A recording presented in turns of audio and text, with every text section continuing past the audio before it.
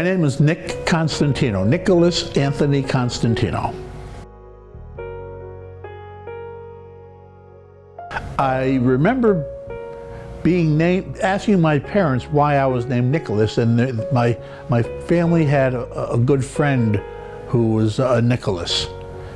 My two brothers are both very Italian names, Enrico and Alfonso, my two older brothers. Being the third of three boys, I was a Nicholas. I was born in Schenectady, New York on December 8th, 1946 at the Bellevue Maternity Hospital. And at this point, I'm 75. Next month, I will be 76 in December of 2022. I have two brothers, I have had two brothers, both older. My oldest brother, Rick, passed a couple of years ago in 19, at the age of 77. And my other brother, the middle boy, Jim, Alfonso, is alive and well in Florida. Actually, right now he's at a hospital. He's got some issues with his heart, so hopefully things will go well. And I'm the third, I'm the youngest of three boys. There was three boys within 4 years, and I was the youngest. So in growing up, we were, 4 years apart, all the way through school and as children, obviously. My parents were Alfonso Constantino, born in Schenectady, New York in 1923, passed in 1976, passed at the young age of 53. My mom was Angela Fazzone, born in Italy, and came here as a child, as a 3-year-old child. And she passed, I think, in 2004 at the age of 81, thereabouts.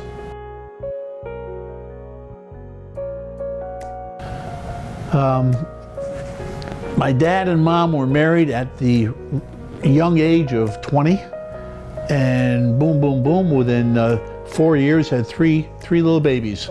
So neither one ever went on to any formal education beyond high school. They both had high school degrees, and my dad worked at a printing factory for a while. Obviously not a very high-skilled occupation. And my mom was a housemaker and a cleaning lady and just a lot of different unskilled kinds of jobs. It was tough growing up because money was very, very tight. Because they just didn't have good jobs that allowed for things.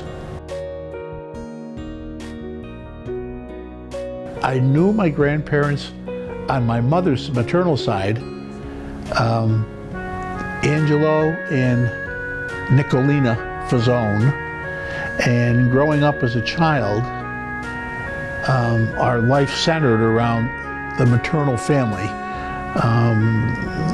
My mom was one of 6 children in her side, and that's really what we focused on as kids. We were always having dinners and picnics and cousins and things of that nature with my mom's side. My dad's side, his family was just always a kind of a mystery, although he did have a couple siblings, and we did engage with cousins from that side, but not nearly as much and as close as we did on the maternal side. Grandparents, they were dying since the day I met them. It's the typical Italian, how you feeling? Oh, I've got the pain, I got a hurt, I got this and that, and it was always a joke. Even when we were young adults coming back and forth to college or young married after college, it was go see grandma because it may be the last time you'll see her. And she just kept living and living, God bless her. She was in her 80s when she passed. As a matter of fact, my grandfather, little old Italian guy, is probably about 4'7", I had just gotten married to my first wife in 1969, and he was starting to fail, and he was bedridden, and he wasn't eating anything in the Schenectady area, very local. We all lived locally, and we went over to see him, and my young wife, who he probably didn't even know who the hell she was, he started grabbing her leg. "Hi, little girl." And we all chuckled at his ability to do that on his dying deathbed. So that was a funny thing with my grandfather, Angelo. Boy, oh boy. In terms of genealogy of my family beyond that, it's really bizarre. My father's family was just, my oldest brother, Rick, began to do some of the genealogy material, investigation material, and had a folder ready, and he passed. I was able to talk to him before he passed and got some information. My father's family was very, again, mysterious, and there was like a murder, a potential murder, an allegation of murder involved, and who did this, who did that. Never really traced down a lot of his family. My mother's family was, again, she was born in Italy, so her family was all from Italy. And I don't know much. I've never been to Italy, and I don't know much about, before she came to this country, much about her family's background in Italy.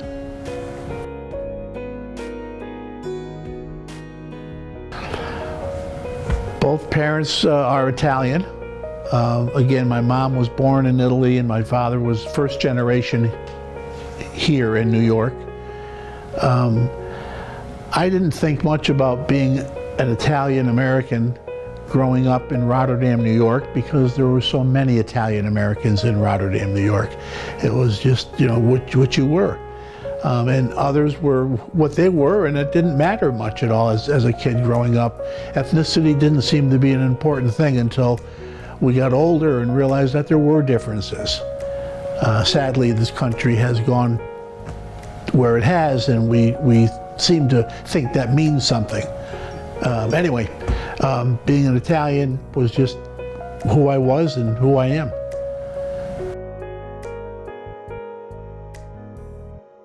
I don't recall anyone in my family being famous for any type of notoriety other than being successful in what they, pardon me, in what they did in their lives. My eldest brother became an attorney. My middle brother became a teacher and a supervisor of the town for 20-some years. And again, I worked for New York State for a minute. I was a teacher for a while, and worked for New York State for many years of my career. So we were the first college professional individuals in our family. So I think there's success there, but in terms of being famous, I don't think there's anything that I can hang my hat on.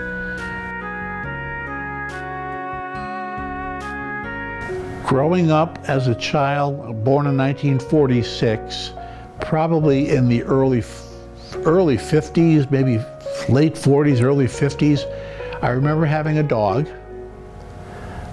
We lived on a busy street in Rotterdam, New York, and we had several dogs because the damn dogs would always seemingly get hit by cars. It was a sad thing, but we almost got used to it. And I remember having a dog and the dog being struck by a car and being killed, and the sadness that brought about. Again, as a child, as a young child, I just don't have a whole lot of recollection of things, although on that busy street that we lived on, West Side Avenue, was a thoroughfare which connected a section of Rotterdam, Schenectady, with a carnival ground up in a section called Hungry Hill, which was a big playing field. And as we three boys would want to play outside, as we did back in the days, we would go to Hungry Hill. Big playing field for balls and bats and what have you. And every year for a week or 10 days, the James E. Straits Carnival Show would come to Schenectady and set up their carnival on Hungry Hill. So during the nights, I remember being woken up, and the carnival people would traipse their animals and all their wagons and everything, all their staff, down right in front of our home on West Side Avenue. And my mom and dad would wake us up and make popcorn, and we would sit on the porch and watch the elephants and the animals and the circus people. Middle of the night, they would come in on a train and walk all the way down from Schenectady to Rotterdam, down West Side Avenue to Hungry Hill. And the next week after that was a real hoot, because this carnival was there and there was excitement and fantasy for kids.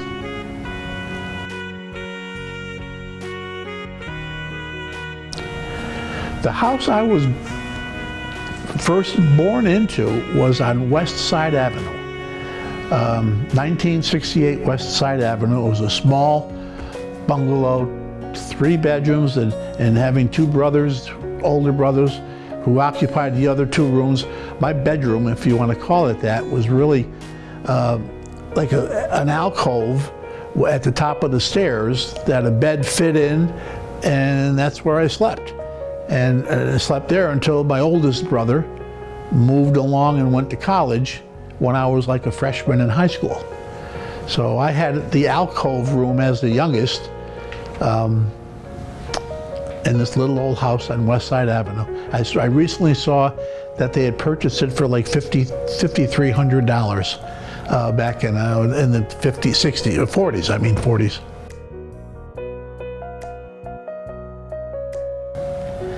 I don't recall ever doing any preschool or anything prior to going to formalized kindergarten in the public school system that we went to. Back in the day, preschool was not a big thing as it is today.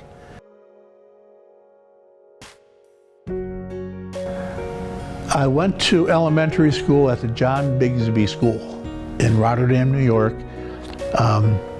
Had to be 1951, about at the age of 5. And I don't recall, but I almost recall it because I was told so many times by a long boyhood friend of mine that my first day of kindergarten, my mom had dropped me off, and I was lonely and disoriented and crying. And another boy came over to me and said, "Oh, don't cry, little boy, it'll be okay." And he became a very good friend of mine going through school, and he reminded me often of, his name was Dick Serpilio. I had dinner with him about a month ago in Schenectady. He reminded me again of what he said to me as a young kindergartner. My grade school years were very subdued, and I think I lived through my brothers as the youngest of 3. My oldest brother was my role model. He was my hero. He was the guy I looked up to, and it was good in a way because no one messed with you, knowing that you had older brothers. You were not picked on. You were not made fun of or what have you, because they knew I had older brothers who would extract revenge. So I never was bullied or picked on, and I really don't recall any incident of any sort in grade school, except I think in grade school I began to excel in athletics, and that seemed to start taking over who I was, my identity. Other than the beginning to be recognized in athletics and basketball in particular, I really didn't have many memories. I loved baseball. We just would play all the time. My father had polio and had a brace on his leg all of his life. He was he had childhood polio. and had a metal brace on his leg all of his life, and never worked a steady job, was here, was there.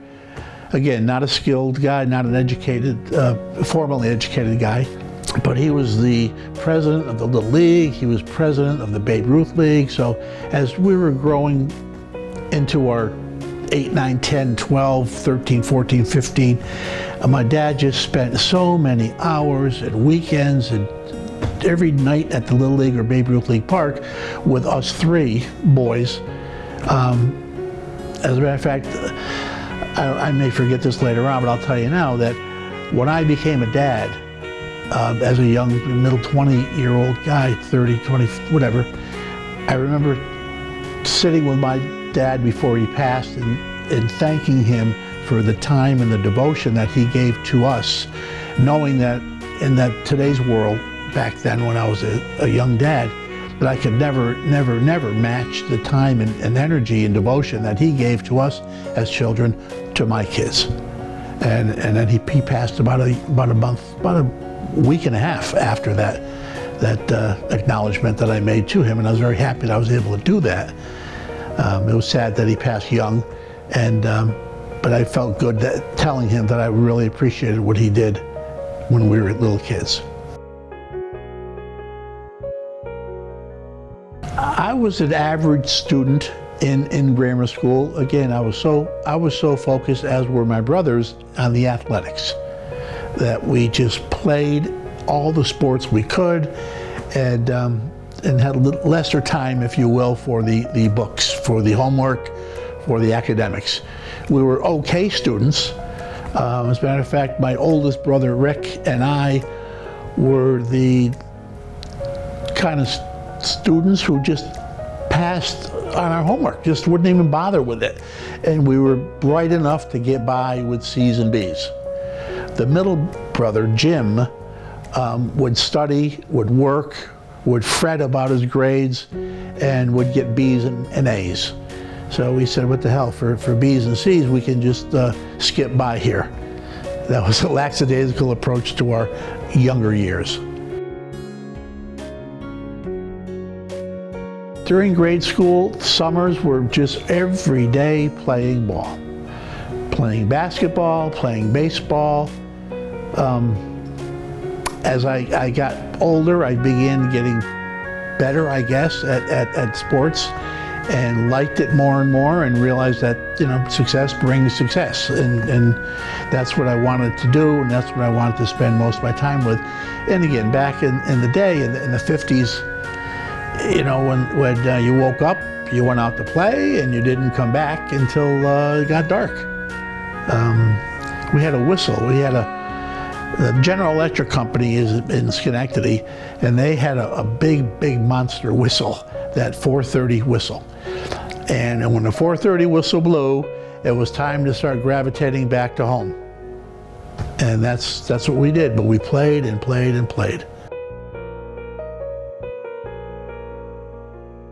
I remember being a little guy having pets, having dogs. We never had cats that I recall. We had a bird, because after a while the dogs were constantly getting hit by the darn cars on that busier street that we were on, and after a while it got to be you know, silly to get another dog, because inevitably he or she would be hit, and we didn't want that to happen. So we got a couple parakeets. Duffy, I think, was the parakeet, and teach them how to talk, how to say words, and they were the humor of our pet world, if you will, at the time.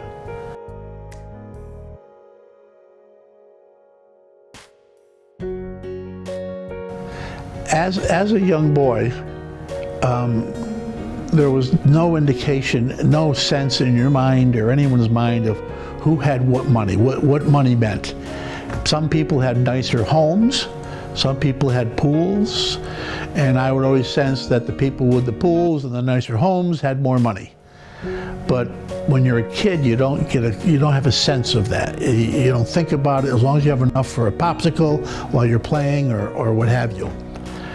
As I grew older, obviously it became more apparent that we were on the pretty lower end of the socioeconomic scale.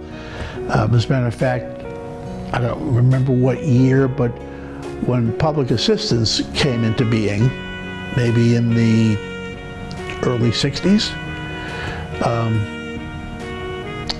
we used to get surplus cheese blocks.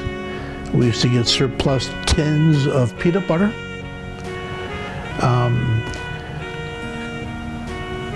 We used to get things of that nature, and I remember sadly, my dad or mom had life insurance, and it was like 30 cents a week or some silly amount like that. Silly, we say today, and the debit man, the insurance man, would come and ring the bell, and my mom or dad would hide and say, "Tell them we're not here." Quite embarrassing, but that was, for a 30-cent weekly premium, that was the extent, and I didn't even compute as to what that meant in terms of where you stood on the economic scale. But clearly, we just did not have money.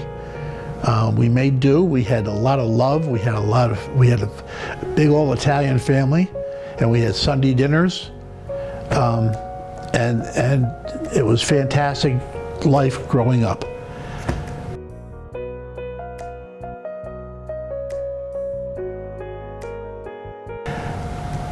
With that large Italian family, with my two brothers who we were very close, I can't imagine having a better childhood than what I had. Again, I was the third of three, so I always had the baby kind of image to me. I was never bullied. I was always protected. My two brothers were there for me if I ever needed. I didn't need. Again, I became looked up to because of my athletic prowess by others.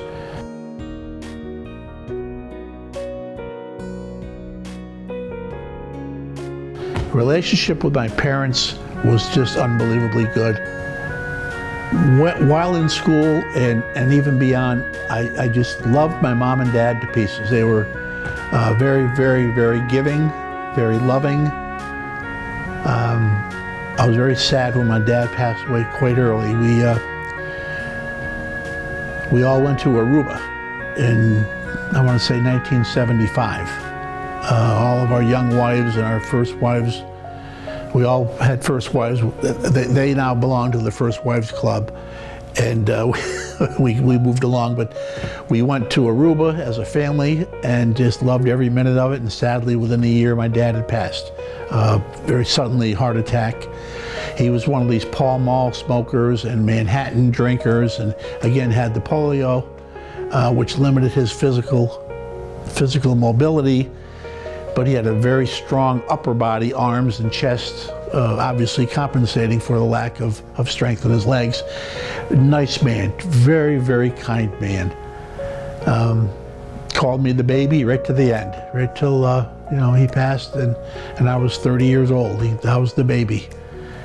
My mom was just a little Italian lady who just, like the stereotypical Italian lady, was there to please people. And a great cook, great, very warm, very accommodating, could always talk to her, never felt like you couldn't talk to them if you had a problem. I know some of my peers growing up had parents who were standoffish, who would be very judgmental, and couldn't very well talk to their parents.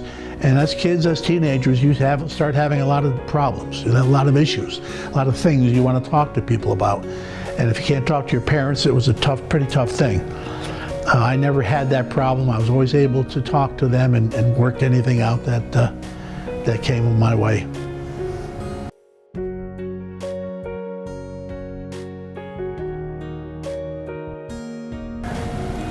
As I grew older, into my teen years, I began high school. Still living on West Side Avenue, that kind of busier street, if you will.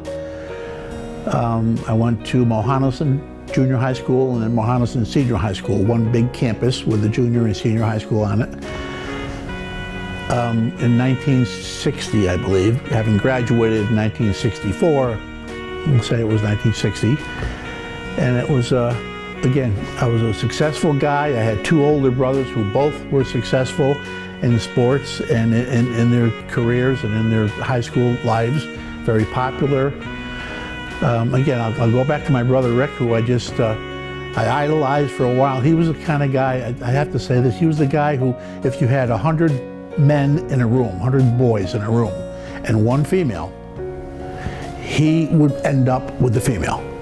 He was that kind of guy who would gravitate towards a female and had this debonair, suave kind of approach to doing that. And he was focused on that and did that. Became a lawyer, obviously, and that was his life. But anyway, growing up and going into Mohonasen High School in about 1960, which was a turbulent time,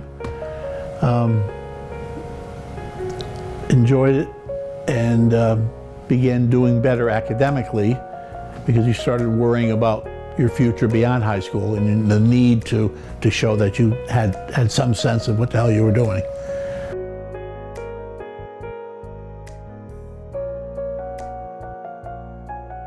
I think my high school life was nothing but a string of successes and happy times. I can't think of a negative. I'll think of one thing that I'm reminded of now, but I was very successful. I was vice president of my class, vice president of student council, vice president of the Key Club, well popularized. I had pictures in the paper often because of athletic exploits. My two brothers were both doing very well. As a matter of fact, for several years, my brother, the oldest brother, had the school highest batting average record. The middle brother had the highest soccer number of goals scored in soccer record, and I had the basketball record for the number of points scored. So for, I don't know, 8, 10, 15 years after we were out of there, those records were still going until they were finally eclipsed. So we were on a high, if you will. We didn't have resources, but you didn't think of it back then. I mean, even the wealthy people were not mega wealthy as they are today. It wasn't flaunted, it wasn't obviously seen by kids. You had a few bucks to go here or go there, but you didn't have mega dollars like some kids evidently do today. I remember going through the cafeteria line in my junior and senior year and saying, I get the free lunch, which was the public assistance thing for school. And for a while, I thought that it was all prepaid, and that was the free lunch part of it. It was only till late in my senior year that I realized that it was public assistance rather than being prepaid. That's how alert I was and astute I was to the whole economic issue of the day. You didn't think about money. You didn't think about it. You didn't think about what class people were in economically. You know, there are nice kids and there are not nice kids.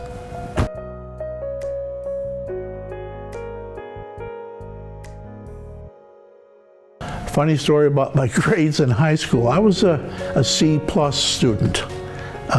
Again, basketball was my life. Day, night, winter, summer. I lived and breathed it. I became better and better.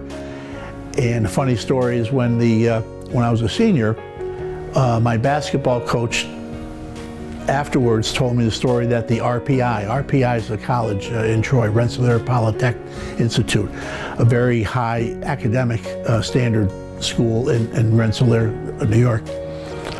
And the RPI coach came to see one of our practices, and my high school basketball coach, Bill Baker, later told me that the RPI coach took off his hat and his coat, in wintertime obviously, took off his hat and his coat and was asking my high school coach about my grades, and when my high school coach replied, he's a C+ student, the RPI coach automatically reversed his actions and started putting back his hat and his coat and his gloves and walked out. My grades were not stellar. I did very well on the SATs. I got I think 1,050 or 1,070, which wasn't excellent, but certainly showed that I had capability, and ended up going to Northeastern University on a basketball scholarship.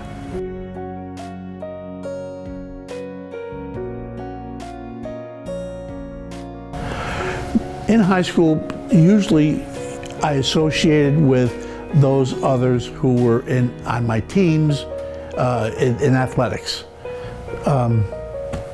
You'd hang around with the basketball players, and in Mohanniston High School, football was the loser sport. It had a losing record for many years, and most of the athletes, basketball and baseball players, would gravitate towards soccer. We had a stellar soccer team. We were undefeated, section champions, all those kinds of things, because we had guys who were 6 foot, 6'2", 200 pounds, playing soccer rather than playing football.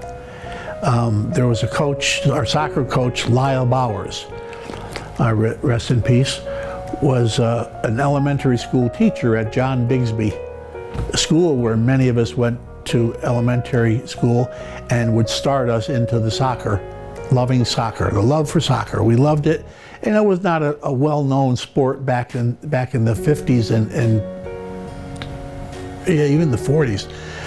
My older brothers played soccer, I played soccer. So again, the more athletic kids played soccer generally, so soccer was very successful at Mohanniston. And you'd hang around with those kids who played with the same sports as you.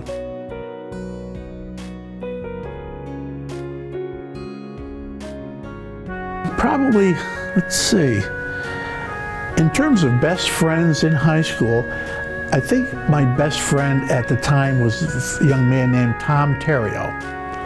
Tom lived right up the street from me on West Side Avenue, and we were inseparable. We were staying at each other's houses. Overnight, he was with him.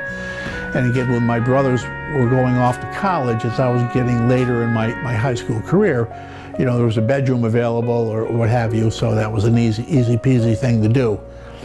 Tom played the same sports as I did, soccer, basketball, and baseball. And unfortunately, our paths went apart. But another very good friend of mine, Bud Williamson, who played football, was an honorable mention All-American football player, also went to Northeastern. So he was on a football scholarship, I was on a basketball scholarship from the same high school. We played Babe Ruth League together and baseball through the years. We were roommates in college, first year, and stayed close, obviously, through the whole college experience. I was at his wedding, he was at my wedding. He's the godfather to one of my daughters. After graduation, he became an engineer, and upon graduation went up to Alaska, worked on the Alaskan pipeline, and I was on the phone with him earlier today. I talk to him probably once a week. I'm very close to several of my high school buddies.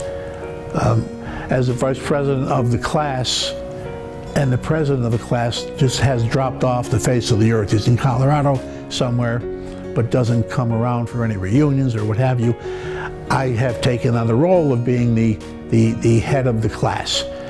And we have reunions every year. We have a very active high school class, even now at our age of 75. We have an annual dinner, reunion dinner.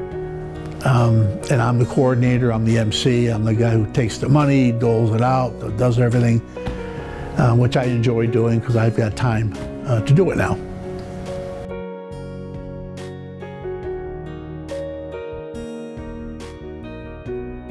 In high school, sports was really all that it was about. My two older brothers were very active in sports and also in civic things. We also were all in clubs. We were all in Kiwanis Club. The subset of the Kiwanis Club was the Key Club. We did student council, we did student activities, all those kinds of things. But athletics was really what the heck we were all about.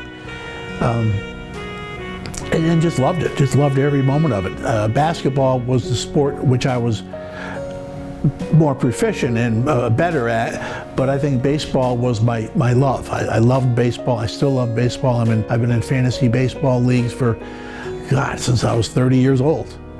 I just loved baseball, but I was good at basketball.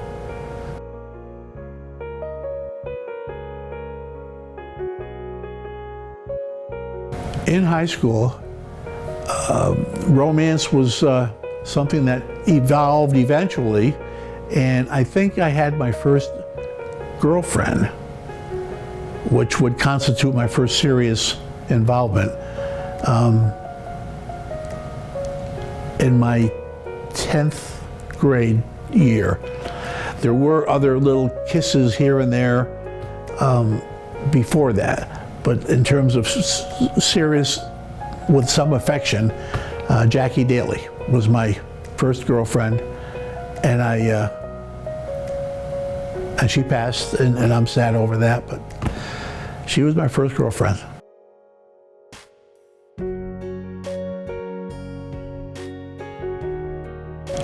In high school, you have proms and balls and those things, and I went to my junior prom with my girlfriend Jackie, and then after that we split, as kids will do. And my senior ball, I had gotten another girlfriend, Jane, who had gone to live with her dad and mom in Germany, but I would write her a letter every day. And she would write to me every day. And I went to my senior ball with a young girl, Anne Murray, who now is in, I want to say Cleveland or somewhere. I see her on Facebook once in a while. But I went with her only as to have a date. She was a nice young girl. She was a sophomore. I know her father was quite upset or quite concerned over a senior with his daughter being a sophomore.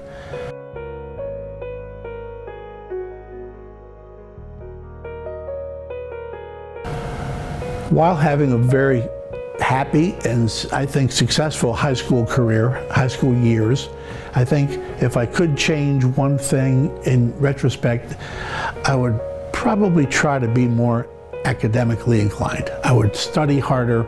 I would have improved my grades. I think that would have been a better thing for me in the longer run.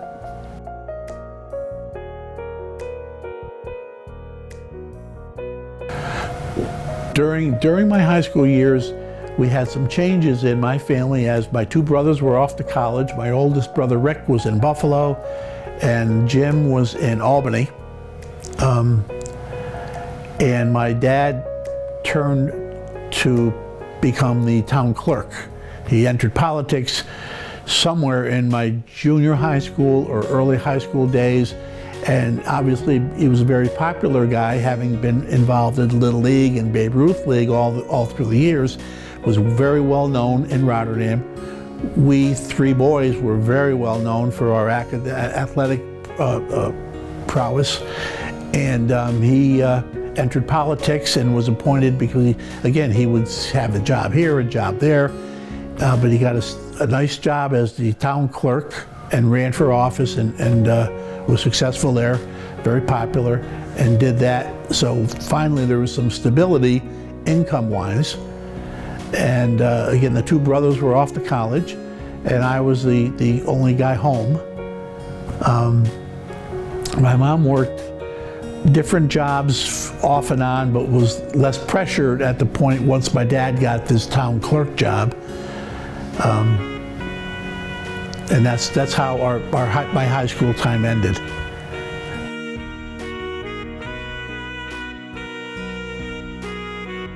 In the summers or winters, vacations were something that we just really didn't think of. We would do day trips, picnics. Upstate New York has a lot of lakes and picnic areas. We were big on picnics, and again, the large Italian family would get together on Sundays, and everybody would pack up tons of food, and at 6, 7 in the morning, we'd run up to a local lake, secure a couple of tables, and then people would gravitate up during the day, throw chicken or whatever, hot dogs and hamburgers on the grill, and with the kids, the cousins, would swim all day, and the old guys would drink beer and play bocce or horseshoes, and that was our vacation, if you will. I don't recall ever having a Disney World or that kind of vacation as a kid. We just didn't have the funds for that.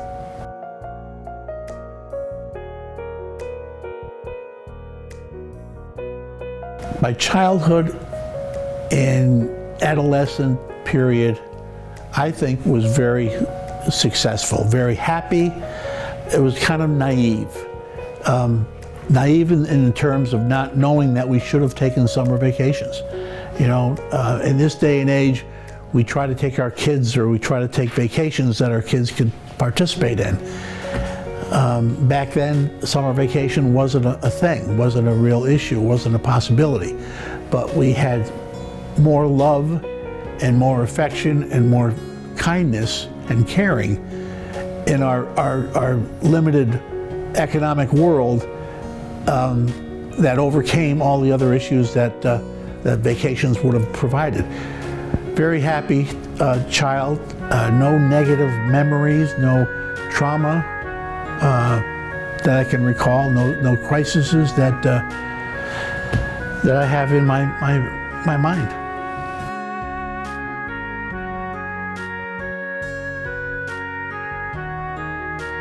After high school, I was recruited by several colleges for my basketball skills, and I had pretty much settled on Canisius College in Buffalo.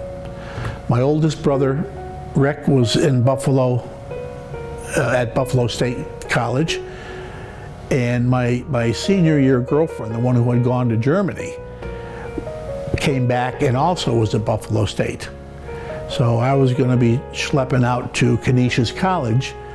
The recruiter sat in my living room and was, gaga over me being a Canisius basketball player.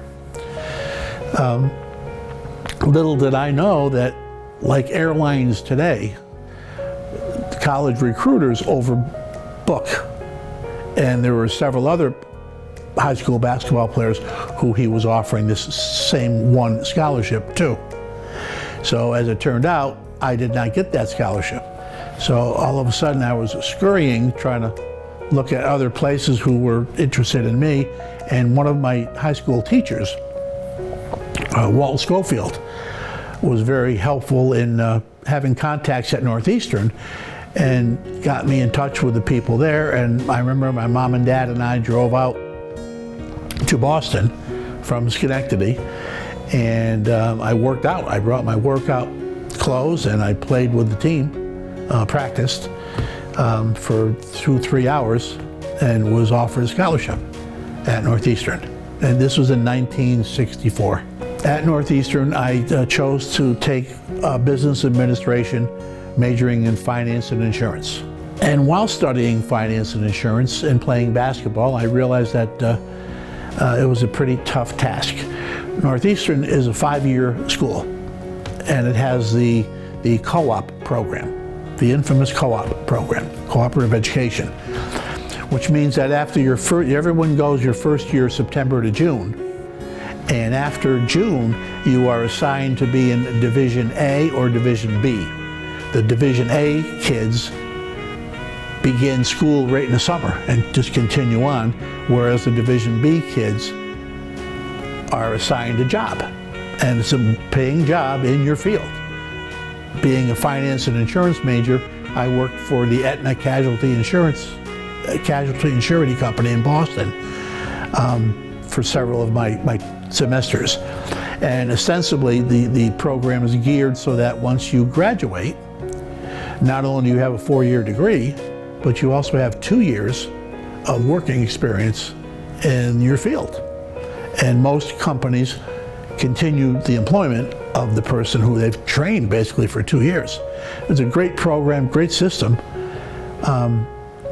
However, being a basketball player, the coach wanted us to flip-flop our divisions periodically, because he wanted us to be working while we were having our schedule, our season.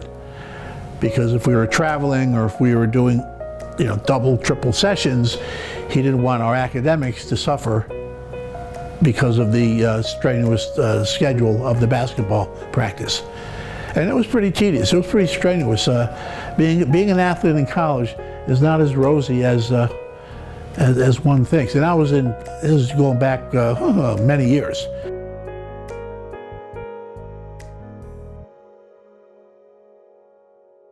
the second part of the co-op program is that you earn money while you're working. You earn actual salary of an individual who will be working for the company, and that would help pay for your apartment that you had to have in Boston, because they only had dorms for freshmen at Northeastern. So after that, you were getting an apartment in Boston, which was not a cheapo thing. So you had to pay for the apartment, and then you had to. Luckily, I had a scholarship which covered my tuition, but the room and board part of it was paid for by the co-op program, the earnings from the co-op program. I think a few times I had to take student loan minor, not like today's kids. Sadly, that's a whole crazy scenario today. But so I did graduate without a great deal of debt, unlike many kids today who get saddled with big-time debt.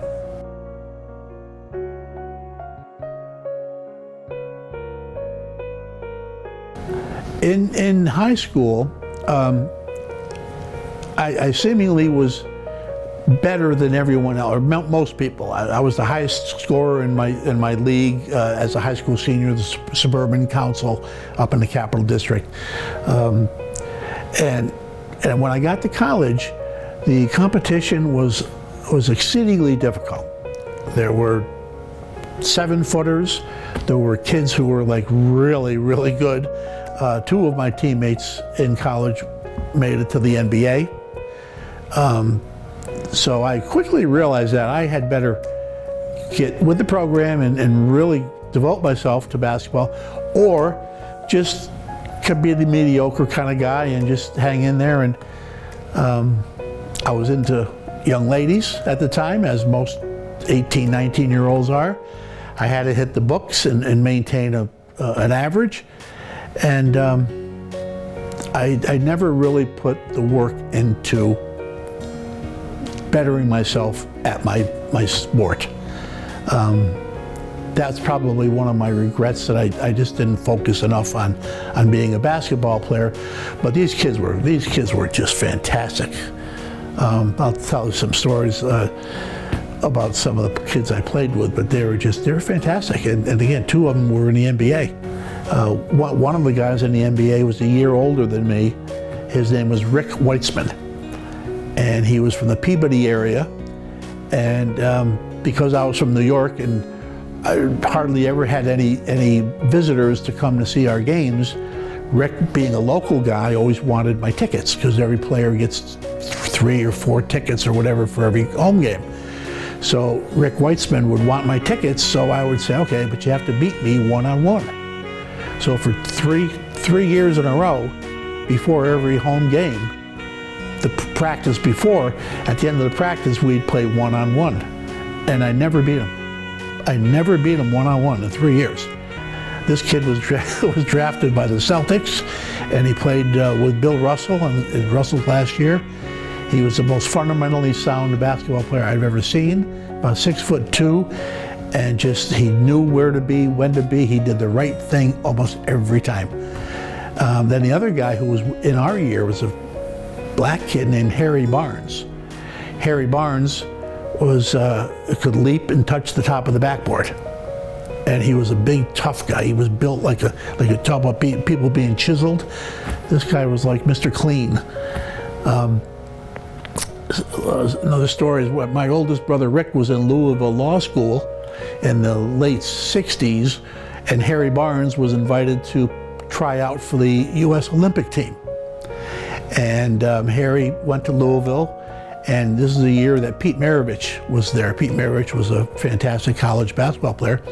And my brother Rick was at Louisville Law School, so he took to go to some of the workouts that these guys had, the tryouts. And he would call me and say that he saw Harry Barnes basically eat up Pete Maravich. He just took him to school. He ate him up, but Pete Maravich, because of his name, made the Olympic team, and Harry Barnes, who was a nobody from a small town in Roxbury, in Boston area, came back to Northeastern. But he was drafted by the NBA, played with the Houston Rockets for a year or 2.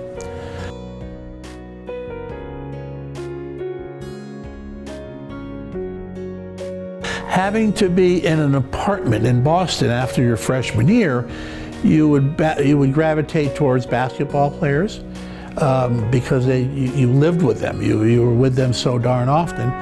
And there was one guy who was in our class. His name was Sir John Papageorge. He was a Greek kid from Stamford, Connecticut. And he later told me that he too had the same Canisius recruiter in his living room offering him the same scholarship.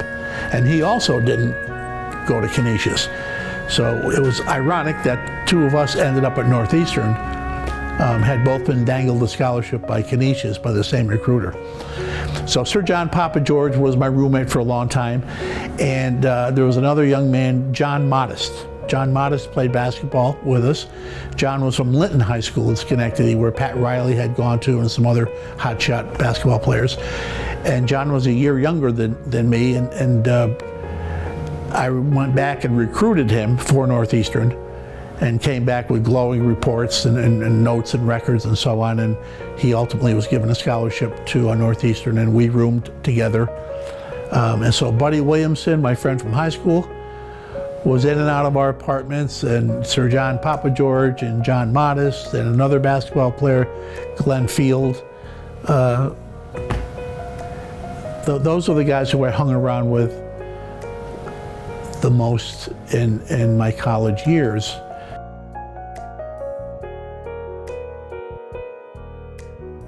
In Boston, it was a 21 age drinking situation, whereas when I came from New York, it was 18.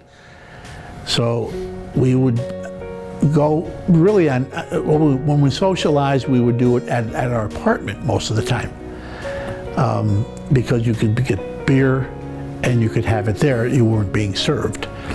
So some older person would buy a case or 2 case, whatever it was, of beer, and you'd have it there, and the young ladies would come to your apartment. I started dating a physical therapist student who ultimately became my first wife, Rose, from Connecticut.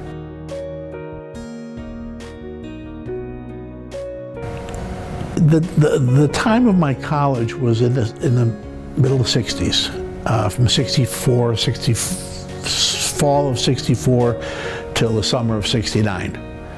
And a lot of volatility politically and socially in this country, a lot of racial unrest. I lived in an area called Roxbury, which was a minority area right outside of Northeastern territory, if you will. And we were constantly warned, don't go into Roxbury. And I got a hell of a lesson about racial divide that I didn't know in Schenectady. You know, there were a couple black kids in Schenectady, and they were treated like everyone else. I realized that when I got to Boston, that the world was a little more complicated than it had been as a kid. So upon graduation, things were happening racially. The Vietnam War was a major concern for most people at the time. We all remember, well, the old people remember seeing the TVs with the body bags and the kill counts. And I would say, my God, what the hell are we doing here? So I just didn't want to play in that game. I did not want to participate in the military. I didn't want to go to the rice paddies in Vietnam, where I figured I'd not return. And as a kid, what I had was eczema. I had eczema in my elbows, in my crease areas, from my maternal grandmother. She had a lot of eczema, and I think that's where it came. And I finally went to a military physical on my own choice, and I was armed with my doctor's letters and treatments that I'd had over as a kid all the way through my life, and was told that I'm 4F. I cannot serve. So I was very happy. The uniforms were made of flannel and wool material, and I was allergic, documented allergic to wool flannel. So that rendered me as a person who could not participate in the military. And I was pretty happy about that. So the answer is no, I never did participate in the armed forces.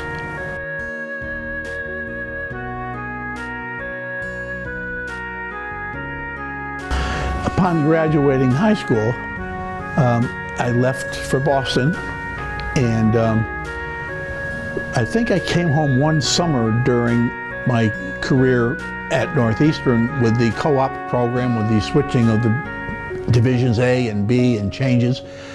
So I really ostensibly left home for good when I graduated high school.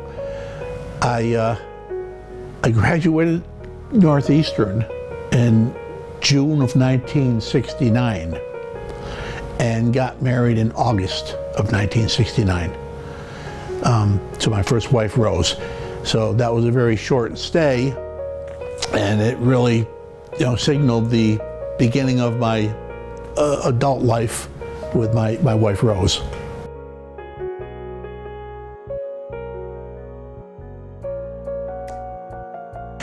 Upon graduating and getting married in 1969, again, we had this Vietnam War thing was going on, and before I had taken my physical, I was seeking a teaching job, school teaching job, because at that point teachers were exempt from service. So without knowing that I was a 4F individual, 4F being a deferment, my father, through his political connections, was able to secure a teaching position for me in Schenectady, in a junior high school. So my new bride and I moved back to the Schenectady area. She was a physical therapist at a local rehab hospital, and I was a teacher in a local public schools, Schenectady schools, which afforded me the deferment that I so much needed and wanted at that time, until I took my physical and was fully deferred.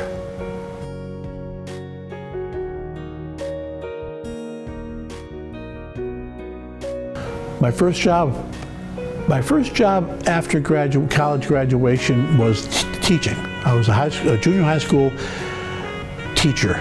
The position which I fell into was a guy who had created a new curriculum for junior high school students who were deemed to be quitting school at 16. These were kids who they knew sure as hell would likely not continue into high school. And it was called vocational exploration. And what that meant was teaching them what jobs were available, showing them how to fill out an job application, explaining to them what job requirements were so that they wouldn't enter into a job market at 16 without knowing a darn thing. And there were other courses related to that. One was called junior business training. Being a finance and a business major, it fell into my lap easily. And that was teaching kids about income taxes, a very basic level. What are income taxes? I know when I was 16, I didn't have a damn clue what income taxes were. What is car insurance? What is homeowners insurance? The things that our parents always took care of for us as kids. The curriculum was geared towards getting these kids into knowing at least how to write a check. I mean, who the hell knows how to write a check at 16? So I taught junior high school for 3 years, and then was part of a 52 teacher cutback, economic crisis. So instead of getting tenure after 3 years, all the non-tenured teachers were told, sorry, but we can't keep you. Upon leaving teaching is when I sought my physical. I became a stockbroker for a local company that was didn't have a seat on the exchange. It was just a fly-by-night. I won't say fly-by-night, but it was a local company, not a big house. And there was a lot of cold calling, which that just did not suit me whatsoever. But because my dad was very well known in politics now in the Schenectady area, I could call a lot of people, and the name rung true, and I did okay, but I did not like that whatsoever. My next job after that stockbroker thing was my son came, and I said, oh my goodness, I need something. I can't be a stockbroker on a commission, and my wife was, again, a physical therapist doing well, but now she was a mom-to-be, so I took a job at a warehouse, a supermarket warehouse up in this Capital District area. There was a food chain called Price Chopper. Price Chopper supermarkets they're large, and their main warehouse, their food distribution center, was in Rotterdam. And my mom had worked there as a secretary, so we knew some people there, and I worked in unloading railroad cars. So here I think I had one master's already, and I was working on my second master's. And here I was in the warehouse in the freight cars unloading boxes of Charmin and Cheerios and what have you, with kids younger than I who had my brother as a teacher. My middle brother Jim became a teacher, came back to the area, and these guys would kind of pick on me somewhat, because in the world of industry and corporations and warehousing, seniority is the key. So if you've been there for 4 years and old Nick comes in here now and he's only been there for 6 months, and if a case of ketchup falls into the pit on the railroad tracks and smashes all over, someone had to pick it up. So Nick, master's and a half, go pick it up. And I did. You had to do that. It was very humbling, a very good experience, because I learned a lot. I learned a lot about me, insofar as, don't take yourself too seriously. Don't think you're bigger than you are. A very good lesson that I learned. I did that for almost a year. Didn't like it, obviously. And then I bumped into my former teacher, Walt Schofield, the guy who helped me with Northeastern. He had moved out of teaching and had moved into New York State and had become an assistant commissioner with the Office of Mental Retardation and Developmental Disabilities. And I mentioned what I was doing, and he said, well, we got to do better than that. So through some contacts, I was able to secure an entry position into the OMRDD world, the state world of the Office of Mental Retardation. And that was in 1974. I think May 20th, 1974, my world brightened up. I went from making like $6,000 to like $12,000, which at the time was like whoop-de-doo, and I wore a suit and tie every day. I just felt so much better about myself, but I always remembered cleaning up the ketchup in the pits. So I did that for my career, for the rest of my time. I started working in the education program for all the developmental centers and all the psychiatric centers throughout New York State. I then became the director of the Developmental Disabilities Program, which is a federal grant program providing monies, small grants to voluntary agencies across the state. Did that for several years, and then finally ended up as the director of investigations for the State Office of Mental Retardation. And that had to be maybe in the late 80s. So that brought us all the way from the 70s to the late 80s. And I did that until I left in 1996. 1996 was when I left OMRDD as a result of Mr. Pataki being named a governor, or being elected as governor. Mr. Pataki was the first Republican governor in several years, and I was in a position that was called NS, non-statutory, did not have civil service protection, did not have a permanent right to any position.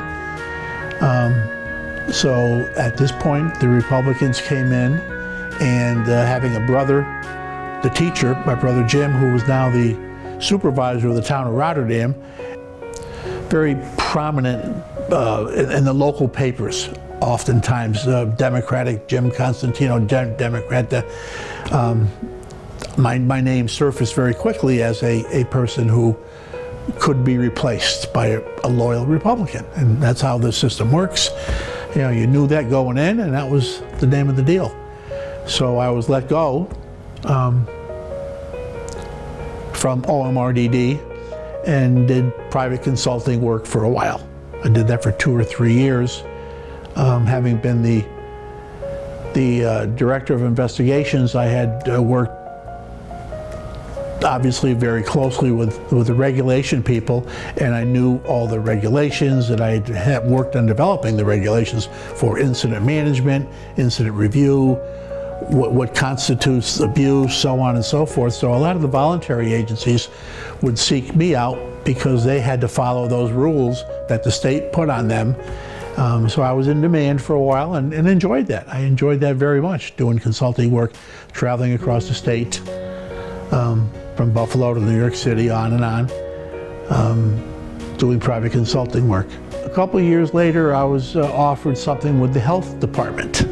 They had, and Medicaid fraud had become such a big thing, and the health department was the Medicaid player, the administrator for the Medicaid program, that one of the ladies who had worked for me years prior at OMRDD had elevated herself, gravitated to become a deputy commissioner in the health department, and called on me to come over and help them with their investigations.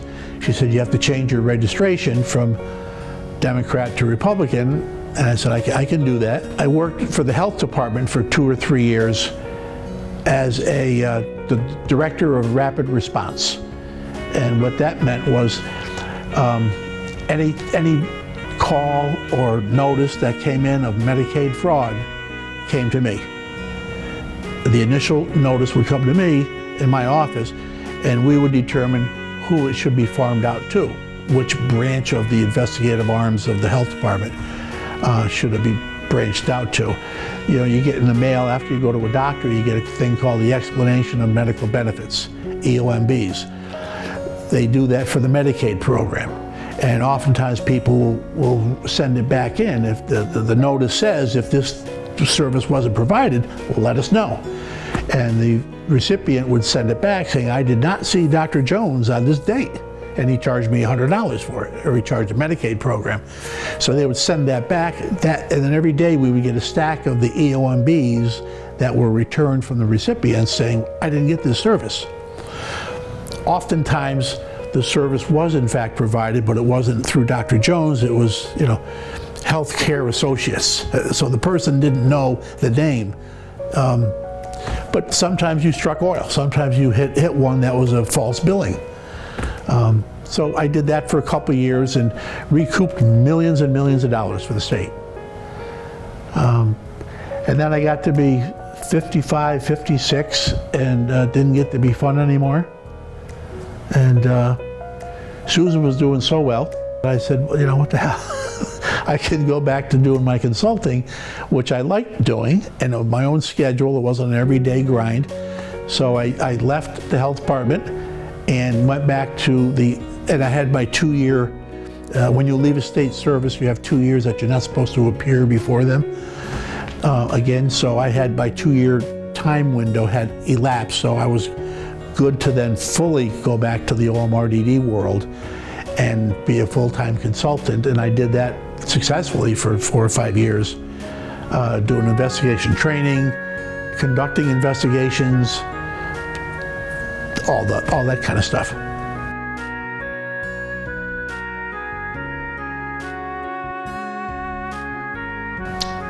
I would have worked harder in college to be a better shooter and and had a career in an MBA.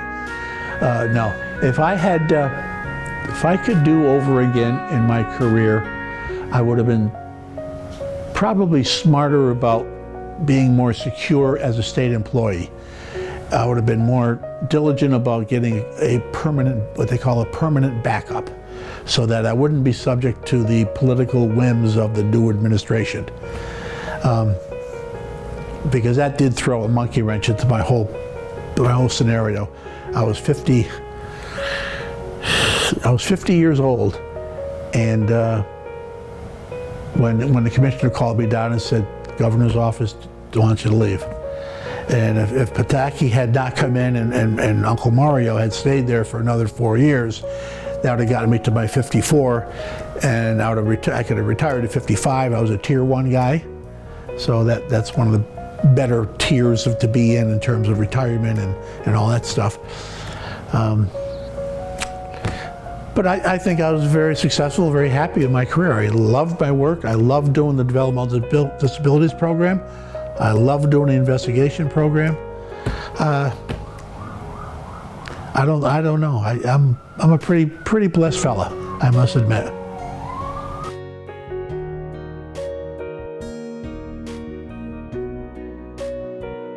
The last time I voted in a presidential election was 2 years ago, and I voted for the current president, Joe Biden. After leaving the health department, I quickly reverted back to a Democratic enrollment, fearing that I would die as a Republican. And my dad would turn over and I would turn over and never rest comfortably. I guess we're just Democrats through and through. But I voted for Mr. Biden, and I voted for Democrats pretty much all the way through. I can't remember any Republican I've ever voted for a president. Some local candidates, perhaps. Politics are important to me. In my older days, my older age, I guess, particularly during retirement now, I have more time to work on things and to look at things, and politics is one of those things that I do spend a lot of time perseverating on.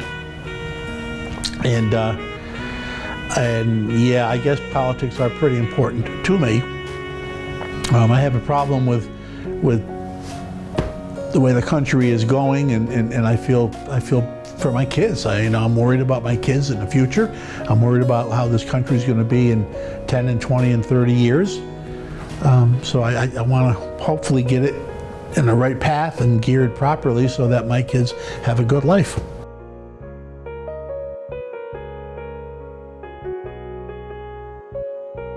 While at Northeastern, had to be probably in 1967-ish. Having graduated in 69, it was probably around 67-ish.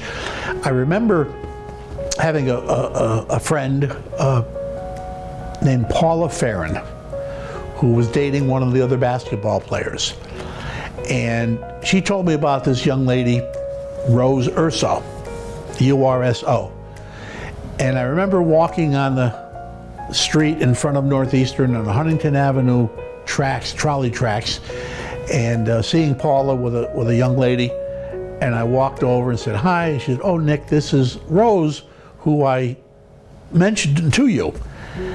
And I remember taking off her sunglasses and giving her the up and down and saying, "Not bad, not bad. Yeah, I think, Paula, you did good." She reminded me of that many times afterwards, but we started dating, and 2 years later, again, a couple months after graduating, we were married. She was an only child to wonderful parents, Sal and Laura Urso, from New Haven, Hamden, Connecticut. And I spent a lot of time with them, and grew to love them very much. They were wonderful people. Sadly, they were very old school Italian, very bigoted, I guess is a word to use, biased. Not because they were mean people, but because they were just old school and from where they came. To the point that when we got married, I wanted to have one of my fellow basketball players in my wedding party, the fellow I recruited from Schenectady, John Modest, I mentioned earlier. John was a black guy, and the parents, Rose's parents, did not want to have a black person in the wedding party. Didn't want to have pictures of that forever and ever, which made me crazy. And it caused a lot of angst with Rose, who was in the middle. You know, she had her parents on one side, pushing for, you know, no blackface in our wedding party. Me on the other side, knowing how I felt about John, and we double dated throughout college many times. And I remember my dad was in Connecticut, and we walked around the block.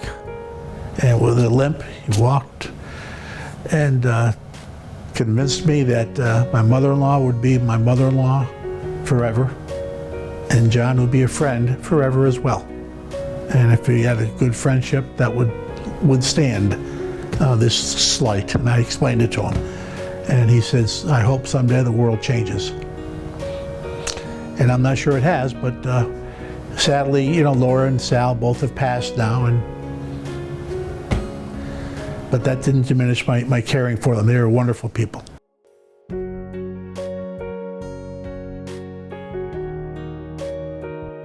Probably 2 years. I think after I met Rose, probably in the summer of '67, on the trolley tracks on Huntington Avenue, we were married 2 years later, in the summer of '69. Yep, August 23rd, 1969, in Connecticut. Rose and I had Rose and I were kids when we got married, 21, 22, whatever we were. And back in the day, that's what you did. You got out of college, you got married. You didn't even know who the hell you were yourself, or what your likes or dislikes or whatever were. But we got married and set up a home in Schenectady. She again was a PT, and I was teaching and then doing the warehouse thing, and then started working for New York State. And during that time we had Nicholas was born. So we got married in '69. Son Nicholas was born in 1972. Oh, we'll get there. So 3 years, or three children later, after '69, in the late '70s, probably early '80s, we started having difficulties. We started growing apart, not seeing eye to eye on things. She was a great mom and did wonderful with the kids, and I never had an issue with that, of course. Had a boy and 2 girls by that time, 2 daughters. And then we separated in jeepers, I would say in the early '80s maybe. Yeah, probably 10, 12 years after we were married, we separated and then ultimately got divorced.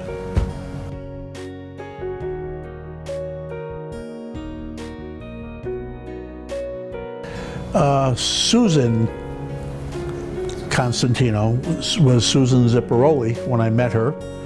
And I met her at a conference in the Catskills. I don't have a clue when. It was in the middle '80s. She was a person who had unsuccessfully applied for developmental disability grants to my office when I was working for the state. And she said, "Oh, you're that no good guy who always rejected my grants." I said, well, I guess so. But she started getting grants after that. We met and we started seeing each other. She was in Buffalo, I was in the Albany area. It was a long distance situation for several years. And we ultimately got married in July 8, 1989. What we did on our first date, because we're so far apart, I think we did a lot of telephoning. Texting wasn't a thing back then. We didn't have the ability to communicate via text or Facebook or those things, but we would telephone almost every night. Courtship with Susan was kind of frustrating because of the distance. You know, she had 2 children. I had 3 children. We were both devoted parents. I was very much involved in my kids' lives. I would go to all the ball games, all the recitals, all the dance things, or whatever they had in school, I was there. Likewise, Susan was there for her children. And that made, our being selfish with each other a little more difficult, but we realized that that was a very important thing to do, and would be only short-lived, because you don't have proms every year and you don't have games every year.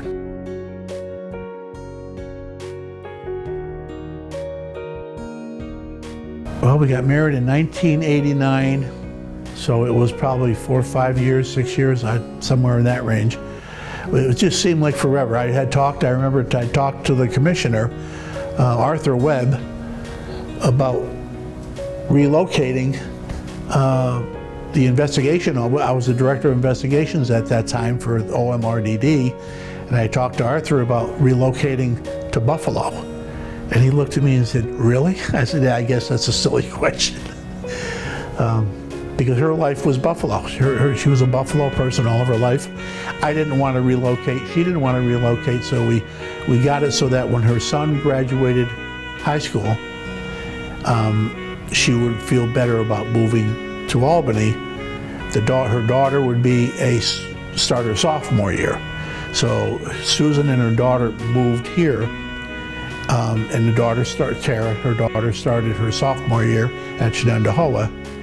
Had to be in 1989, while her son went off to school and then went into the service and did his life.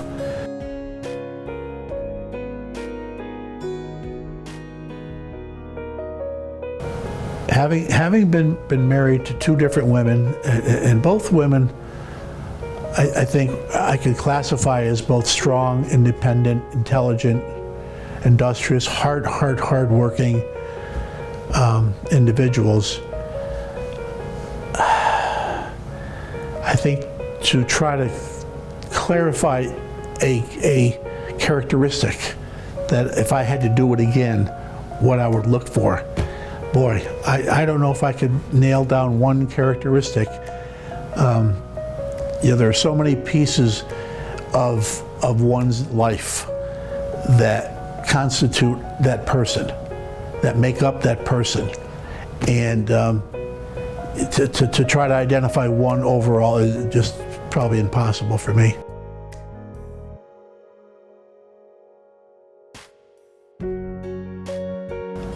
After marrying Susan, who I adored and still do, she worked for cerebral palsy in Buffalo and came to Albany. And I remember talking to Bob Schoenhorn, who was the executive director of CP back in the day, who was a friend of mine. And Bob was able to secure Susan a position in their Albany office when she came here first and foremost. But Bob then left real soon, and Mike Parker took over as the executive director of CP, just at about the same time that Sue moved to the Albany area. And then she started working in the city, which I thought would be 1 or 2 days a week, but consumed her. And then I became a weekend husband, which was a different kind of a thing for me. I was traveling with my job, so it really wasn't that crazy. But after I retired, it became kind of awkward that Sue was away Monday through Friday, basically, and I was an Albany guy during those Monday through Fridays. So in one sense, it strained it in that regard, but in another sense, it made the weekends more valuable and more important. I would prefer, I think, in retrospect, to have had a full-time partner to grow with, to be with more regular. And I'm sure she would too. But life is what it is, and there are people who have to travel and so on.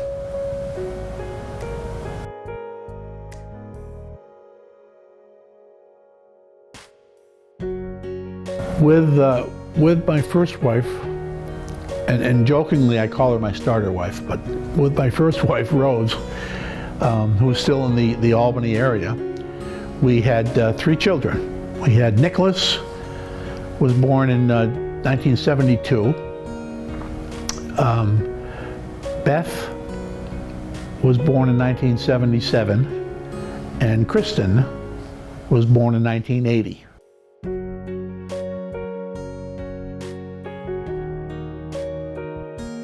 When Nicholas was first born, his day of his birth, it was January 16th of 1972. It was Super Bowl Sunday. And I thought it was a spectacular day because I won a pool. I won a point pool. You know those pools with the numbers? So I won like $50, which back then was like a big whoopee-doo. And I was ecstatic. I was in the delivery room with Rose and didn't know what the hell to expect. I was just a kid, and saw his head coming out, and I said, holy moly. But it was just an unbelievable experience of seeing a child, your child being born.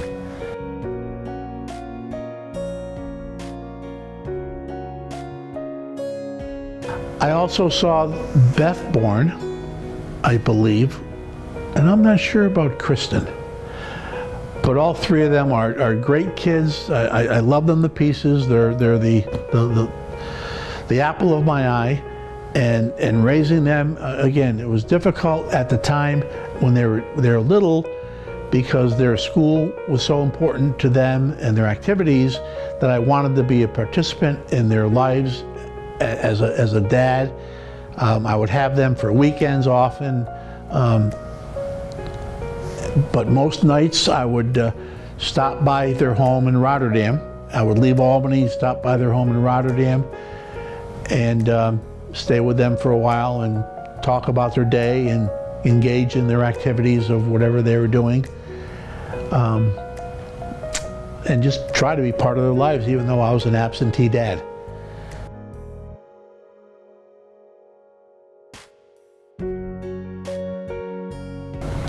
I think about the best thing about raising children is just the unconditional love that kids have, and I have for them, they have for me, and it's just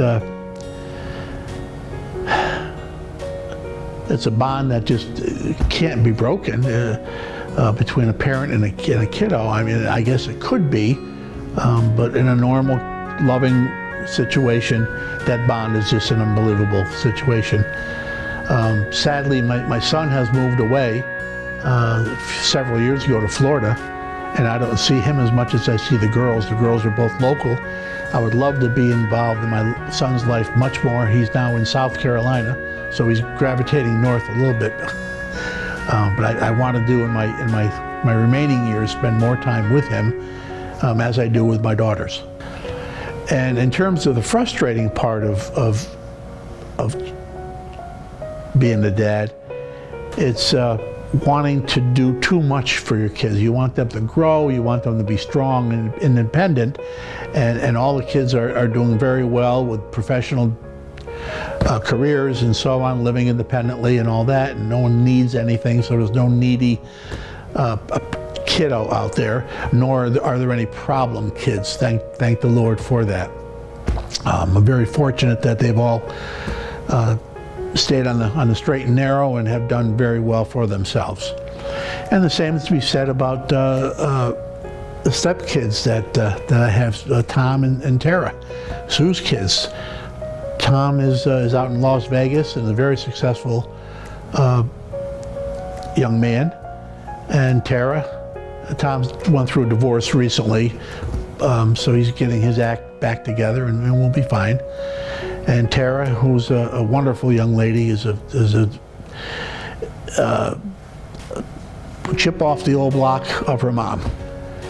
She was in special education. She's a very hardworking, very bright, very independent woman, with 2 daughters who are both like her. They live in Chesapeake, Virginia, and we love to see them whenever we can.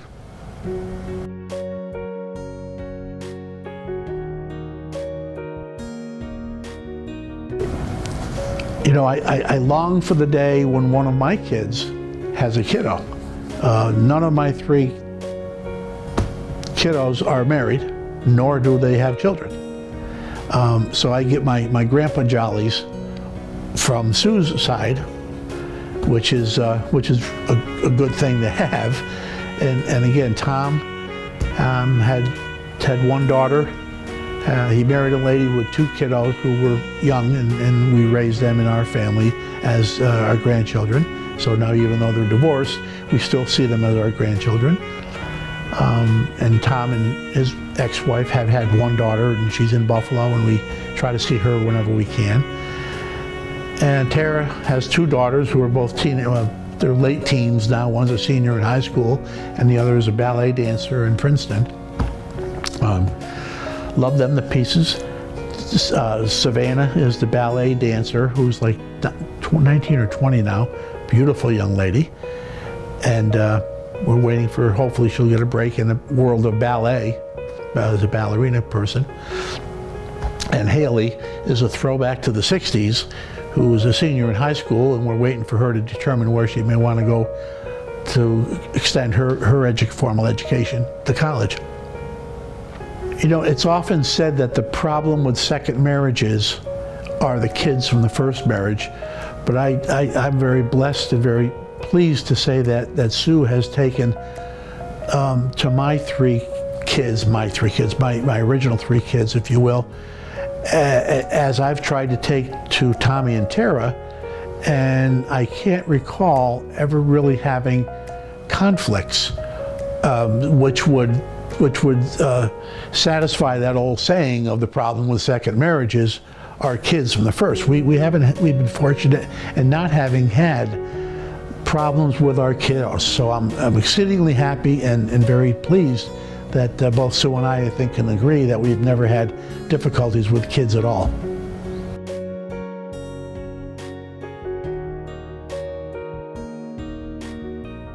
As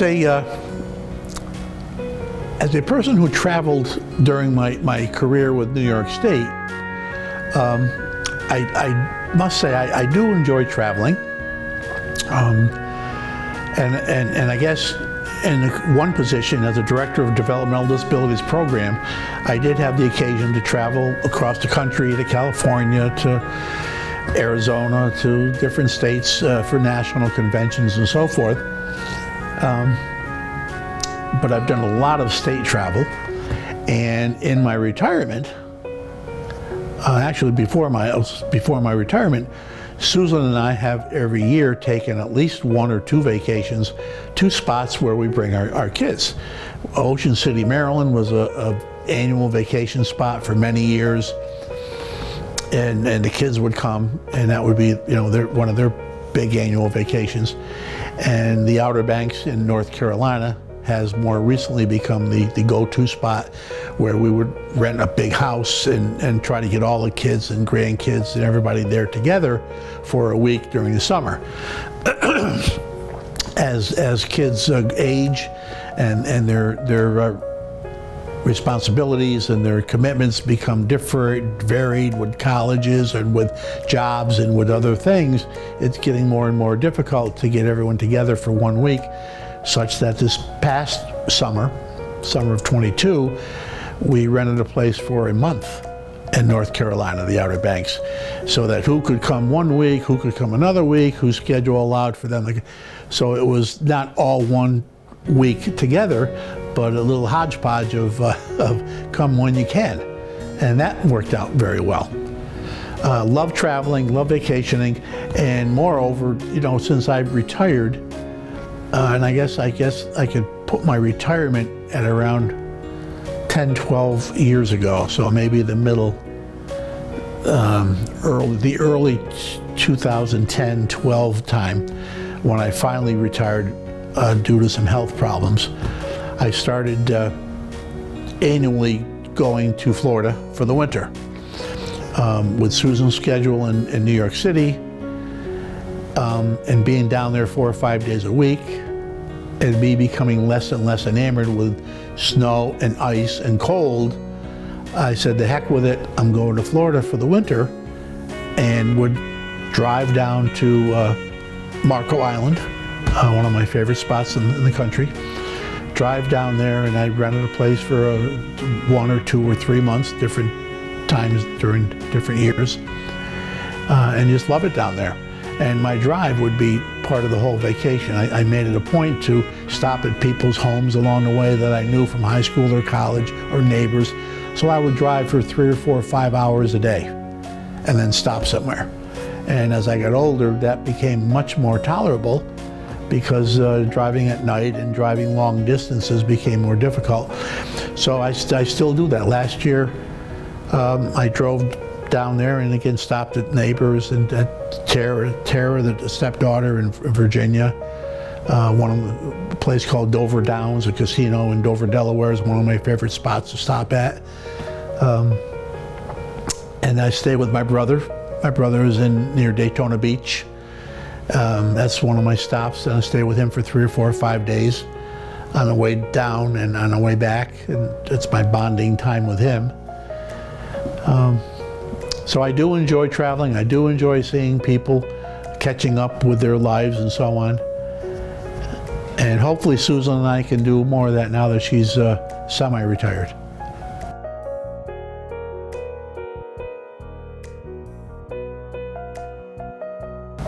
I like to think that adventure can take on several meanings, but I guess the traditional adventure meaning would be a travel adventure. I've never taken a safari. I thought that might be a hoot for a while. I've never been to Europe, although that is not really an adventure, it's more of a sightseeing. Anyway, I think my trip to Alaska, I've been to Alaska several times. My college roommate and friend for many years, I mentioned Bud Williamson,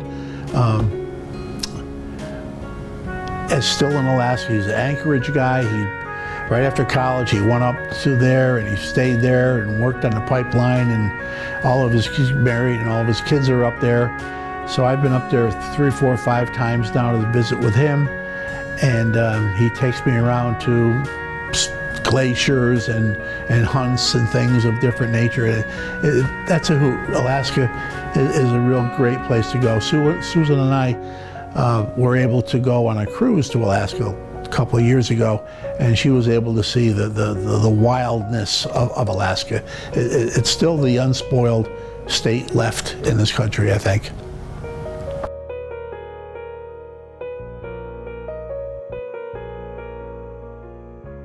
In terms of having interests and hobbies at this stage in my life, I think I long to travel, and I can't wait for Susan to be freer to accompany me. I don't have a lot of great hobbies, I guess. I like to gamble. I'm a casino guy. I like to bet on sports. It may seem silly, but that's what I do. I like doing that. I find it challenging.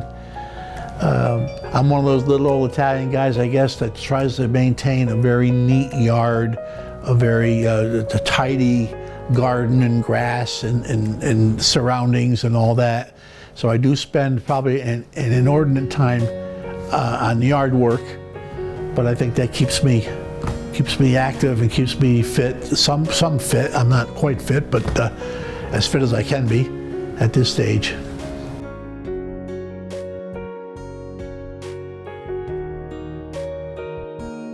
I don't belong to any formal structured organizations at this point. I think one of the things that I've always done was traveled and never knew when I would get a call to have to go here or go there. So it never afforded me the opportunity to be a regular Tuesday night guy at the Rotary Club, because I just never could be as consistent. Be sure I'd be home on a Tuesday night. I suppose I could do that now, and I probably should do that now.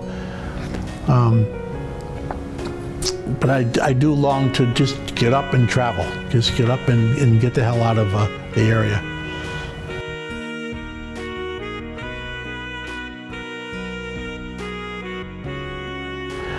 You know, in retrospect, after turning 75, I did a lot of reflection. My dad died at a young age of 53. Again, a big smoker, a big drinker, had polio, which severely limited his ability to exercise. And I wanted to live to be 75 or 80. My two brothers both made 75. One passed, one is still going strong. And I often ask people, when you're 30 years old, if someone asks you what would be successful in life, what would you consider a successful life? You would likely answer it by saying, gee, I'd like to live to be 70, 80. I'd like to see my children grow. I'd like to have children if I didn't have children at 30. I'd like to see my children grow, get out of school, become independent, have their own lives on a path. And I think I would find that to be a successful life lived. Be happy, not be disabled would be a bummer. That would be a very strenuous situation. I would like to be independent, be able to take care of myself all the way till the end, whatever that end would be. That's at 30. Now, when you get to be 70, 75, you know, you say, what would be a successful life? And you look back and you say, well, you know, I think I've had it, but I still want a whole lot more. I still want more. I still want to see now you're reaching into grandchildren. Now you're reaching into, I want to see this or that or the other things on my bucket list that I haven't yet achieved, that you didn't even think about at 30. So I think how you look at what is successful and would you have regrets and so on changes over time. But I think if my days were numbered and I was to leave the earth today, I would find myself having looked back and said I had a pretty successful life.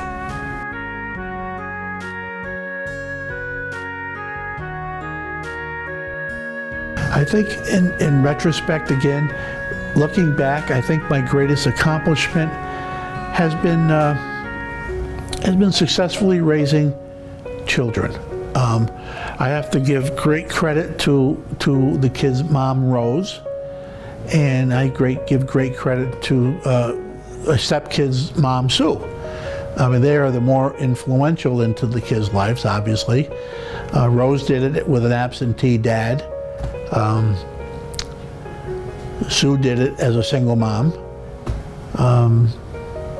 And that's the hardest thing, I think, to do, to keep all the kids on a straight path. I earlier mentioned that none of the kids were needy in terms of financial assistance. None of the kids were problematic in terms of having run-ins with the law. None of the kids, thank goodness, got caught up in addiction issues, which is so prevalent today. I think those are accomplishments, even though I don't know what I did to be successful in that area, other than just try to give advice and try to be a model so that kids would see the model that is there to emulate.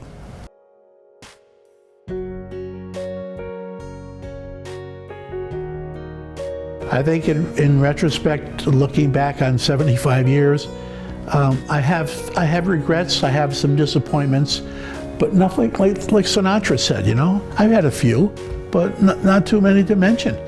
I'm a healthy guy, knock on wood, at 75. I was working in the polls on election day earlier this week, and one lady I just met, she said, "You're 75? Holy moly, you look great." So I'm knock on wood, I'm healthy. I think I'm okay. I'm physically still able to mow lawns and do the things that I do. I've had 2 marriages. I think, in retrospect, I think if I stayed with Rose, if we had worked things out, that would have been a more successful life. But I got involved with Susan, and that has been a wonderful experience.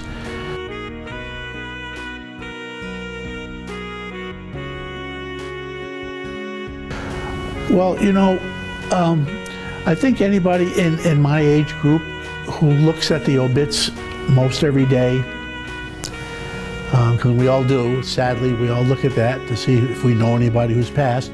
And if we read them, the most common thread through most of it is loved his family, was a family man, couldn't spend more time with his family. And I think that is the most important thing that one can strive for in this life. You never can say, or you shouldn't ought to say, I wish I spent more time at the office. I don't see that on any headstone. I wish I spent more time in the office working. You know, it's always, I should have spent more time with my kids, with my parents, with my siblings. You know, a little side effect is a couple years ago, I saw something on Facebook that said, kids, don't cry for your parents at their wake. Don't wait until they die to cry for them. Spend time with them now. See them, talk to them, call them, be with them. I took a picture of it and I sent it to my two daughters in the Albany area. And my older daughter, Beth, called and said, "What the hell do you want from me, Dad?" I said, "Beth, I want you to call me every day. A minute, a second, I don't care what it is. Call me every day. I want to hear your voice every day." And she's done that. And she'll call and say, "Just checking in, how you doing? Everything good? Okay, goodbye." And I think that is just the most wonderful thing that one can aspire to.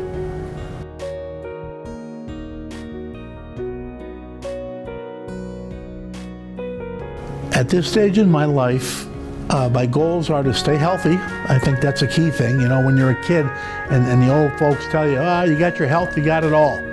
You have no clue what that means. You're totally oblivious to it because you think health is a guaranteed thing. As you get older and you start having health issues and problems, and you realize that your health is so critical to your survival, obviously. My goal is to stay healthy, to do some things. I want to go to Europe. I want to do more travel. I want to do some more fishing. I want to do a lot of things that I need my health to do. So I want to key thing is stay healthy, get Susan to get with me so we can move around the countryside and see some of this country that we love.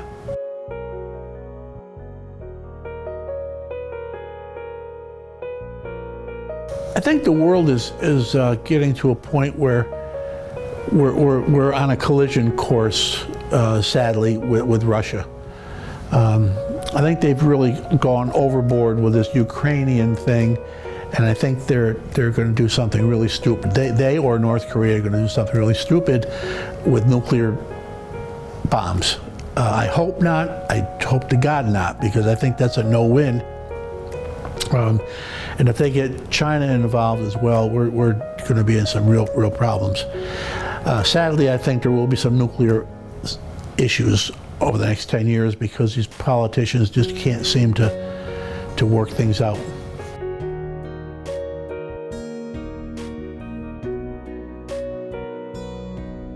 Having lived 75 years, there was a psychologist who said, don't fret the small things, and most everything is small.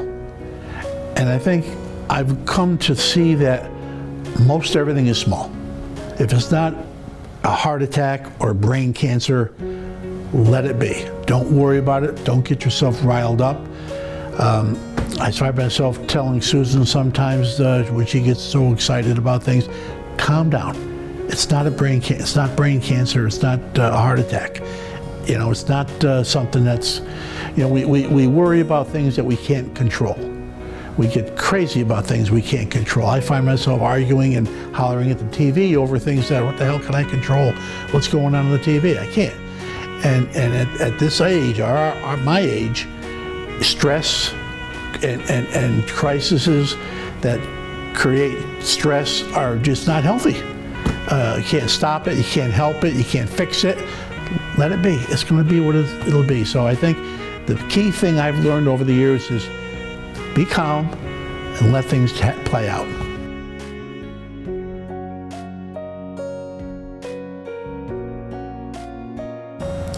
And I think that could probably be my philosophy of let things play out, things will work out. You know, There have been generations long before us who've worked things out and things play out and get better on their own.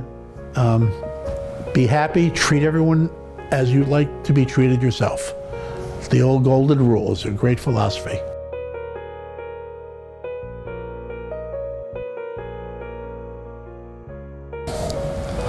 You know, as a kid, as a child, my mom and dad were, or my mom particularly, was religious, having grown up in an old Italian family, and would push us and force us to go to church as kids. Back then it was in Latin. Back then I didn't know what the hell I was doing there. I just would go there and do what everybody else did. And I think over the years I've never really grown myself to be attached to church, to the Catholic religion.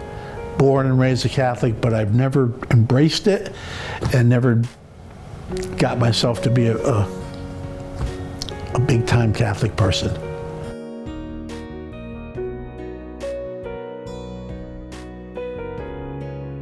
Right and wrong is a real hard. It shouldn't be hard, but it's a difficult thing to identify. I think anything right is something that doesn't hurt other people and actually helps other people or yourself. Something right is something helpful to you or to other people without hurting people. Something wrong, conversely, would be something that would hurt other people or be detrimental to other people while not affording a great benefit to anyone. That's wrong. That's just wrong.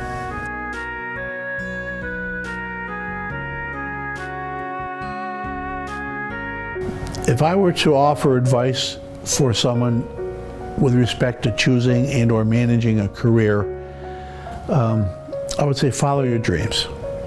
I would say do what you like to do. You know, there's a great movie, I forgot the name of it now, but it's George Clooney, and he flies around the country and he fires people for corporations. And I forgot what the name of the movie is, but in one segment, he's firing this fella as part of a big cutback, and he tells the guy, he says, I see from your resume you were a culinary arts minor in college. He says, why didn't you follow that dream? And the guy said, well, I got a job here with this company for $25,000. You know, 20 years ago, that was a good. And George Clooney says, but that's not your dream. He says, why do we like athletes? Why do kids like athletes? And it's because they follow their dream. And I think for anyone who wants to go into any field, unless it's mega lucrative, unless it's big bucks, follow your dream and do as best you can, and then it won't be work, it'll be every day living your dream.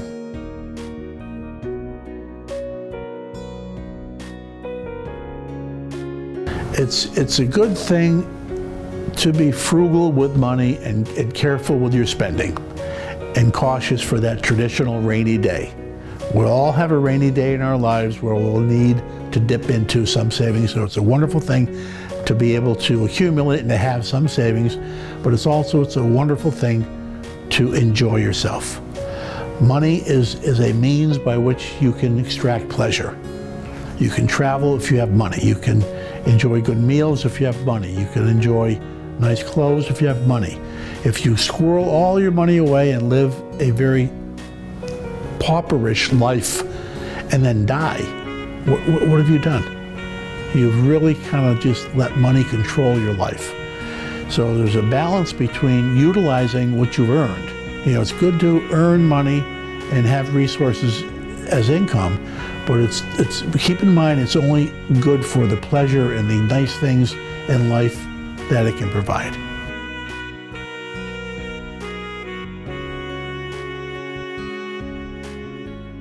If I had to offer advice about love and marriage, I guess as I used to say, as an old Italian guy, I would never want my daughters to live with someone before they got married. That was a taboo back in the day. However, today I think I would much prefer that either daughters or son would get to know somebody very well by living with them if need be, before you engage in that commitment, which is the rest of your life. Don't take it lightly. Don't get into a marriage if you could say to yourself, well, hell, if I don't succeed, we'll just get split and be divorced.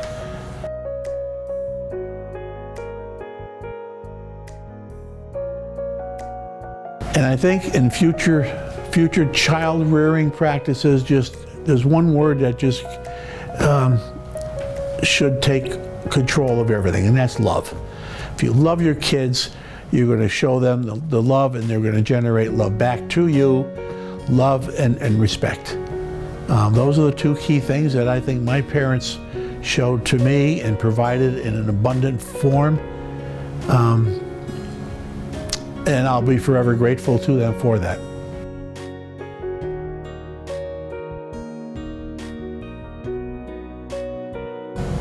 This is a tough time in our country. The 60s was a tough time in our countries. This is a tough time in our country's history. And I think that we may have some other future tough times ahead of us. But I think if you're true to yourself and you know who you are,